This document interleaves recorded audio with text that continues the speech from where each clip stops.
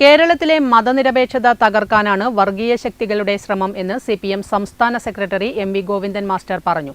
കാലിക്കടവ് ടൗണിൽ LDF വടക്കൻ മേഖല വികസന മുന്നേറ്റ യാത്രയുടെ കാസർഗോഡ് ജില്ലാ സമാപന യോഗത്തിൽ പ്രസംഗിക്കുകയായിരുന്നു അദ്ദേഹം.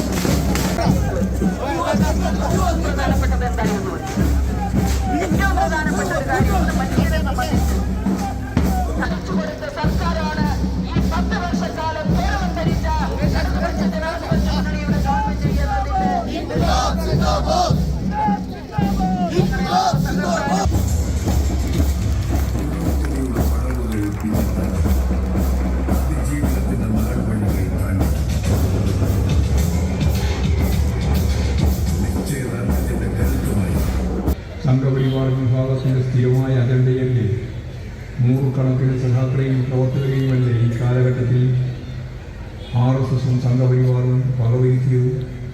അതിനെ പ്രതിഷേധിച്ചുകൊണ്ട്, അതിനെ പ്രതിരോധിച്ചുകൊണ്ട് അതിശക്തിയായ പോരാട്ട വീര്യത്തോടെ പ്രവർത്തിച്ചതിൻ്റെ ഭാഗമായിട്ടല്ലേ ഇടതുപക്ഷ പ്രസ്ഥാനത്തിന് കേരളത്തിൽ സ്വാധീനം നിലനിർത്താനും മുന്നേറാനും സാധിച്ചിട്ടുള്ളത്. എന്നിട്ട് ഇപ്പോഴും ഏറ്റവും അവസാനം UDFകാരോട് പ്രചരിപ്പിക്കുന്നത് ഞങ്ങൾ BJPയുമായിട്ട് നീങ്ങുന്നുണ്ട് എന്നാണ്.